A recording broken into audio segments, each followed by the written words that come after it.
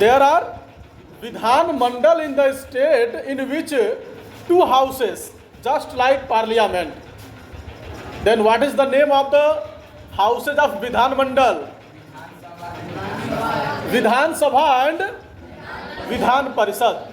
But not all the Indian states have both the houses in the states. यानी कि सभी भारत के राज्यों में दो हाउस नहीं है। यानी कि ऐसा नहीं है कि हमारे देश में जितने भी स्टेट्स हैं सब में विधानसभा और विधानमंडल है, ऐसा नहीं है। कौन से ऐसे राज्य हैं जहां विधानसभा और विधानमंडल दोनों है? बिहार, महाराष्ट्र, कर्नाटक, तेलंगाना एंड उत्तर प्रदेश। बिहार, महाराष्ट्र, कर्नाटक, तेलंगाना एंड उत्तर प्रदेश। जम्मू कश्मीर पहले था, हमने बताया था आपको ना कि जम्मू कश्मीर में दो यूनियन टेरिटरीज बन गया, कश्मीर और लद्दाख के नाम से। बात समझ में आ रही है? पहले जो है जम्मू कश्मीर एक स्टेट था, तो जब स्टेट था तो वो बाई कैमरल हुआ करता था, यानी कि वहां भी विधानसभा और विधान परिषद होता था। जिन राज्यों में विधानमंडल के दोनों हाउस यानी कि दोनों सदन होते हैं उनको बोलते हैं बाई कैमरल। क्या बोलते हैं? By cameral. और जिन स्टेट्स में केवल सिंगल यानी कि केवल विधानसभा होती है उसको यूनिकैमरल बोलते हैं। क्या बोलते हैं? यूनिकैमरल, यानी कि केवल विधानसभा ही वहां है, विधान परिषद नहीं है। तो केवल बिहार, महाराष्ट्र, कर्नाटक, तेलंगाना और उत्तर प्रदेश ऐसे स्टेट्स हैं जहां बाई कैमरल सिस्टम है, यानी कि विधानसभा और विधान परिषद दोनों है।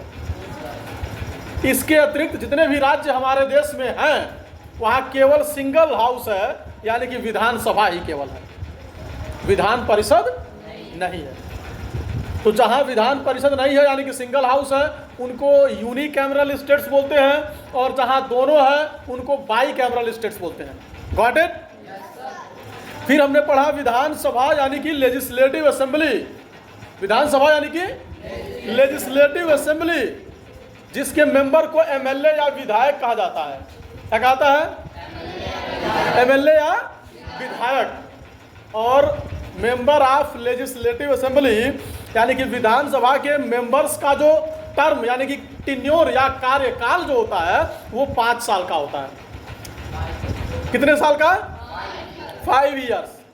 5 साल तक एक विधानसभा सदस्य जो है अपने पद पर बने रह सकते हैं 5 ईयर्स के लिए। और now we are going to study about qualifications for becoming an MLA. एक एमएलए बनने के लिए यानी कि एक member of legislative assembly Vidhan Sabha सदस्य बनने के लिए जो एबिलिटी यानी कि योग्यता की जरूरत है उसमें क्या क्या चाहिए? तो must be a citizen of India, Bharat का व्यक्ति होना चाहिए। यानी कि एमएलए वही व्यक्ति बनेगा जो भारत का होगा। मस्ट, वही बता रहे हैं, सुनिए, अभी और भी चीजें हैं। Must not be less than 25 years of age, 25 साल से कम उम्र ना हो। Got it? भारत का नागरिक हो, 25 साल की उम्र पूरी कर चुका हो। Must not hold any office of profit under the government of India और स्टेट गवर्नमेंट, भारत सरकार या राज्य सरकार के अंडर में किसी गवर्नमेंट ऑफिस में काम न करता हो, यानी कि कोई सरकारी कर्मचारी न हो।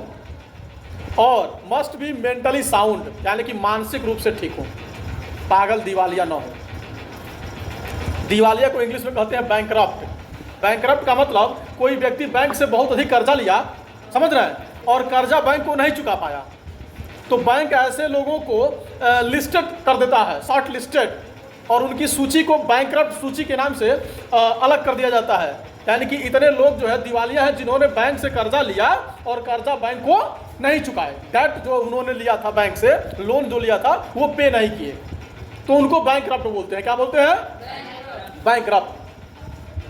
तो भारत का नागरिक हो, 25 साल की उम्र पूरी कर चुका हो, दिवालिया या पागल न हो, और किसी सरकारी पद पर काम न कर रहा हो, ऐसा कोई भी व्यक्ति एमएलए के लिए चुनाव लड़ सकता है। यानी कि मेंबर ऑफ लेजिस्लेटिव असेंबली बन सकता है। शिक्षा की कोई बात नहीं है उसमें, अनपढ़ आदमी भी एमएलए बन सकता है, और जो एमफिल पीएचडी किए हुए हैं यानी कि बहुत ज़्यादा डिग्री लिए हुए हैं वो भी एमएलए बन सकते हैं। शिक्षा के मामले में कोई ऐसा उसमें सिस्टम प्रावधान प्रोविज़न नहीं है। आ रही बात समझ में? यानी कि कोई भी व्यक्ति जिसकी उम्र 25 साल हो गया है, भारत का नागरिक है, किसी सरकारी पद पर कार्यरत नहीं है और पागल या दिवालिया नहीं है, वह आपके प्रदेश का मुख्यमंत्री बन सकता है। Got it? क्योंकि एमएलए में से ही कोई चीफ मिनिस्टर बनते हैं। बात समझ में आ रही है? ये रिक्वायरमेंट्स हैं या फिर आप कह सकते हैं क्वालिफिकेशंस हैं एमएलए बनने के लिए, विधायक बनने के लिए, मेंबर ऑफ लेजिस्लेटिव असेंबली बनने के लिए, या विधानसभा सदस्य बनने के लिए, जो इस समय महाराजगंज सदस्य जयमंगल कनौजिया जी हैं। Got it? Presiding officer, listen, the members of the Vidhan Sabha elect from among themselves a speaker and deputy speaker. तो विधानसभा में जो मेंबर चुनाव जीत कर आते हैं उन्हीं में से दो लोग, एक व्यक्ति विधानसभा अध्यक्ष बनते हैं और एक विधानसभा उपाध्यक्ष बनते हैं। विधानसभा अध्यक्ष को स्पीकर बोलते हैं और उपाध्यक्ष को डिप्टी स्पीकर बोलते हैं। विधानसभा अध्यक्ष यानी कि स्पीकर और विधानसभा उपाध्यक्ष यानी कि डिप्टी स्पीकर। तो वही लोग जो चुनाव जीत कर गए हैं उन्हीं में से दो लोग इलेक्ट किए जाएंगे या सेलेक्ट किए जाएंगे या चूज किए जाएंगे for the post of speaker and deputy speaker. The speaker presides over the meetings of the house, maintains order within the house and takes votes on issues. During the speaker's absence, his work is done by the deputy speaker. Means ये कि जो speaker यानी कि विधानसभा अध्यक्ष हैं उनका काम है कि विधानसभा में मीटिंग हो रहा है, बैठक हो रहा है, तो उस बैठक में सब कार्य जो है शांति से चले, इसकी देखभाल अध्यक्ष जी को करना है। अध्यक्ष का चेयर टॉप लेवल पे होगा विधानसभा में, वहाँ से बैठकर जो है अध्यक्ष जी सारी चीज़ों को देखेंगे ताकि सब लोग जो है डिसिप्लिन में अपने शब्दों को, अपने बातों को रखें और एक क्रम, एक सिस्टम बना रहे। वैसे बन नहीं पाता है क्योंकि बोलने वाले थोड़ा कम सुनते हैं ना, तो बोलने वाले उसी में बोलते रहते हैं। फिर भी ये स्पीकर की जिम्मेदारी, रेस्पॉन्सिबिलिटी है कि वे अपने काम को अच्छे तरीके से करें। तो जितने मेंबर्स इलेक्ट करके चुन करके आते हैं विधानसभा में, उन्हीं में से दो लोग, एक स्पीकर और एक डिप्टी स्पीकर के रूप में इलेक्ट किए जाते हैं, चुने जाते हैं। जब स्पीकर अवेलेबल नहीं है तो डिप्टी स्पीकर जो है उनका काम देखते हैं। Powers and functions of the legislative assembly, विधानसभा की शक्तियां और कार्य, यानी कि विधानसभा को क्या शक्तियां मिली हुई हैं और विधानसभा को कार्य क्या करना है। Legislative powers. The assembly is empowered to make laws pertaining to the subjects mentioned in the state list and the concurrent list of the constitution. लिख रहे हैं कि विधानसभा के सदस्यों का काम क्या है? कानून बनाना। क्या करना? तो मेंबर ऑफ लेजिस्लेटिव असेंबली यानी कि विधानसभा के सदस्य किन विषयों पर कानून बनाएंगे? बोलिए, किन विषयों पर कानून बनाएंगे? हमने बताया था आपको। यस, स्टेट लिस्ट में जो भी सब्जेक्ट्स मेंशन किए गए हैं उस पर हमने बताया था आपको कि कानून बनाने का अधिकार स्टेट गवर्नमेंट के पास है। तो वही जो स्टेट लेजिस्लेटिव असेंबली के मेंबर हैं वही लोग स्टेट को कैसे चलाना है उससे रिलेटेड कानून बनाते हैं। तो स्टेट लिस्ट में जितने सब्जेक्ट्स रखे गए हैं उन सब पर कानून बनाने का काम जो है मेंबर ऑफ लेजिस्लेटिव असेंबली करते हैं। Got it? बोलिए। Control over the executive, control over the executive यानी कि विधानसभा का ये आप समझिए पावर है कि एग्जीक्यूटिव यानी कि कार्यपालिका पर कंट्रोल स्थापित करना। कार्यपालिका पर कंट्रोल यानी कि नियंत्रण स्थापित करना। कहने का मतलब the council of ministers is collectively responsible to the legislative assembly. अभी देखिए, जब गवर्नमेंट चुनी जाती है यानी कि जितने भी लोग इलेक्शन जीत कर मेंबर ऑफ लेजिस्लेटिव असेंबली बन के विधानसभा यानी कि लेजिस्लेटिव असेंबली में पहुंचे, उसमें से 50 to 60 और 70 मानकर चलिए मेंबर्स जो है एज अ मिनिस्टर सेलेक्ट किए जाते हैं या चूज किए जाते हैं या इलेक्ट किए जाते हैं। बात समझ रहे हैं? यानी कि 50, 60, 70 लोग जो है मंत्री के रूप में चुने जाते हैं, और मंत्री का जो कद है उनका कद थोड़ा सा मेंबर से ऊपर होता है, इसलिए भी कि मंत्री जो है उनको रिस्पॉन्सिबिलिटी मिली है।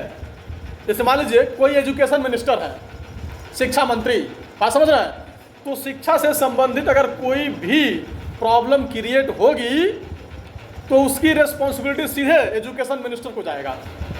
किसको जाएगा? Education minister. बात समझ रहे हैं?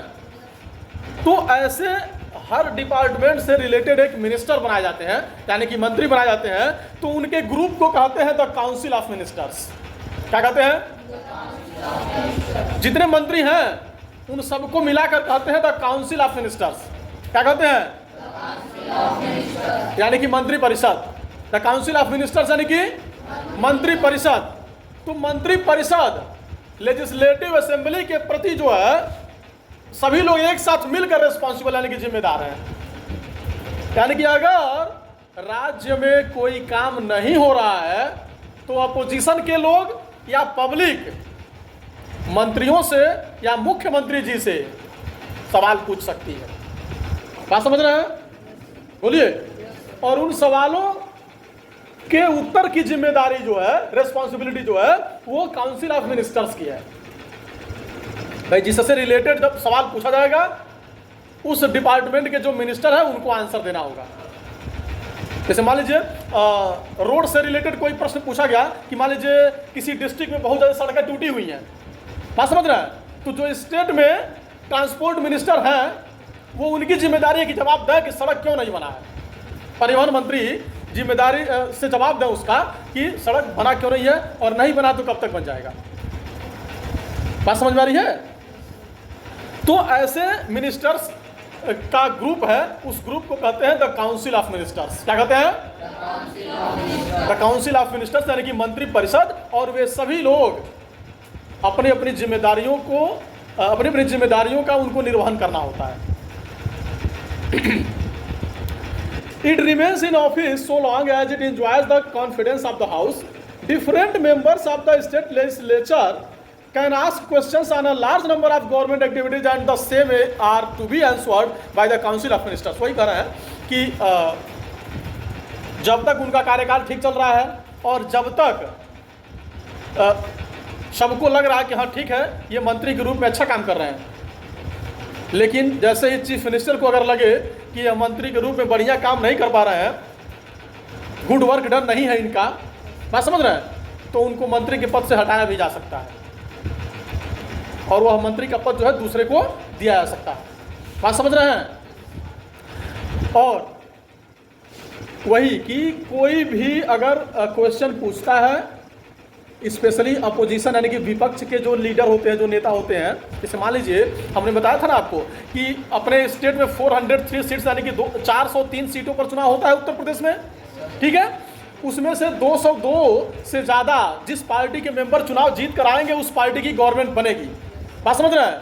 अभी जब लास्ट टाइम इलेक्शन हुआ था तो भारतीय जनता पार्टी को 324 सीट्स मिले थे, यानी कि भारतीय जनता पार्टी के 324 लोग जो है चुनाव जीत कर आए। बात समझ रहे हैं? यानी कि बीजेपी के 324 मेंबर चुनाव जीते, तो बाकी के जो और भी जो सीट्स बच गए ना, बच गया कि नहीं बच गया, और तो बाकी जो सीट बच गया उस पर कोई और चुनाव जीता है ना दूसरे पार्टी के लोग। तो ऐसे में क्या है कि अब वो दूसरे पार्टी के लोग हैं तो वो लोग भी जाकर लेजिस्लेटिव असेंबली में बैठेंगे, यानी कि विधानसभा में वे लोग भी बैठेंगे क्योंकि उन्होंने भी चुनाव जीता है। तो वो लोग जो है, जो गवर्नमेंट है, सरकार है, उनके मंत्रियों से सवाल पूछेंगे, भाई आप जवाब दीजिए कि कोई भी काम अगर नहीं हुआ तो क्यों नहीं हुआ। तो वो जो मंत्री परिषद के लोग हैं यानी काउंसिल ऑफ मिनिस्टर्स के जो लोग हैं उनको रेस्पॉन्सिबिलिटी के साथ आंसर देना है कि अगर नहीं हुआ तो कब तक हो जाएगा और कभी कभी क्या होता है कि काम हुआ भी रहता है तभी विपक्ष वाले सवाल पूछते हैं, तो उल्टा सवाल का उल्टा जवाब चलता रहता है। And now financial powers.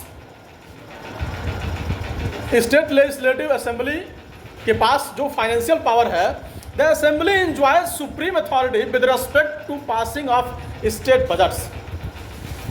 जो राज्य सरकार है उसके पास अथॉरिटी यानी कि अधिकार है कि राज्य में जो भी काम करना है उसका एक बजट तैयार करें। जैसे देखिए, एक साल में जितना काम करना होता है ना, उसका बजट पहले ही बना लिया जाता है कि क्या क्या काम करना है। बात समझ रहे हैं? जैसे मान लीजिए एजुकेशन, शिक्षा पर कितना पैसा खर्च करना है, मान लीजिए 10,000 करोड़, तो वो पहले ही अलॉट हो गया कि एक साल में 10,000 करोड़ खर्च होना है, और वो मंत्री जी को जिम्मेदारी दे दी गई, रिस्पॉन्सिबिलिटी कि आप उसको अच्छे से खर्च करेंगे। रोड एंड ट्रांसपोर्ट के लिए 5,000 करोड़ दे दिया गया, आप सड़कें बनवाइए, व्यवस्था दुरुस्त करिए। बात समझ रहे हैं? ऐसे ही सभी डिपार्टमेंट्स के लिए जो है बजट पहले ही प्रिपेयर कर लिया जाता है, तैयार कर लिया जाता है कि किस क्षेत्र में कितना खर्चा करना है। वो एक साल का बजट पहले ही प्रिपेयर कर लिया जाता है, और उस बजट को बनाने का जो अधिकार है वो राज्य सरकार के पास है। यानी कि जो गवर्नमेंट काम कर रही है वो गवर्नमेंट जो है बजट तैयार करेगी, बजट प्रिपेयर करेगी। Money bills, permission of levying taxes and fixing salaries of the members of the state legislatures. और क्या कर सकते हैं? मनी बिल यानी कि धन विधेयक, धन से संबंधित कोई कानून है तो वो कानून बनाने का अधिकार स्टेट गवर्नमेंट को है, और साथ ही साथ कितना टैक्स लगाना है उसका अधिकार भी राज्य सरकार के पास है, स्टेट गवर्नमेंट के पास है कि किस वस्तु पर कितना टैक्स रखना है, कितना टैक्स लगाना है। और साथ ही साथ जो स्टेट लेजिस्लेचर्स यानी कि राज्य व्यवस्थापिका के जो भी मेंबर हैं, यानी कि जो गवर्नमेंट एम्प्लॉई है, सीधे सीधे समझिए, जो स्टेट लेवल पर गवर्नमेंट एम्प्लॉई है यानी कि राज्य सरकार के अंडर में जो आते हैं, उनकी सैलरी कितनी होगी ये सब फिक्स करने का अधिकार जो है राज्य सरकार को है। जितने भी एम्प्लॉई यानी कि कर्मचारी जो स्टेट से रिलेटेड हैं, उनके सैलरी को मतलब कि निर्धारित करने का अधिकार जो है वो स्टेट गवर्नमेंट यानी कि राज्य सरकार को है। And now Vidhan Parishad, the second house of the विधानमंडल, विधान परिषद। विधानसभा को लोअर हाउस कहते हैं, विधान परिषद को अपर हाउस कहते हैं। क्या कहते हैं? Upper house. The Vidhan Parishad also known as legislative council forms a part of the state legislature of India. कह रहे हैं विधान परिषद का दूसरा नाम लेजिस्लेटिव काउंसिल है। क्या है? Legislative council. जैसे विधानसभा का दूसरा नाम लेजिस्लेटिव असेंबली है, वैसे ही विधान परिषद का दूसरा नाम लेजिस्लेटिव काउंसिल है। Got it? बोलिए। In 8 of India's 28 states, Uttar Pradesh, Telangana, Bihar, Karnataka, Maharashtra, Andhra Pradesh, फिर इसमें जम्मू कश्मीर लिख दिया है। The legislative council serves as the upper house at a bicameral legislature. It is a house indirectly elected by the people. It is also a permanent house because it cannot be dissolved. मतलब ये कि विधान परिषद जो है, अगर इन 7 राज्यों को छोड़ दें जिनका नाम हमने ऊपर भी लिया था, तो बाकी किसी राज्य में विधान परिषद नहीं है। यानी कि केवल इन्हीं 7 राज्यों में है, उत्तर प्रदेश, तेलंगाना, बिहार, कर्नाटक, महाराष्ट्र, आंध्र प्रदेश। Got it? जम्मू कश्मीर में नहीं है, क्योंकि जम्मू कश्मीर को 2 पार्ट में बांट दिया गया, कश्मीर और लद्दाख, और उन दोनों को यूनियन टेरिटरीज का रूप दे दिया गया। Okay, that's all.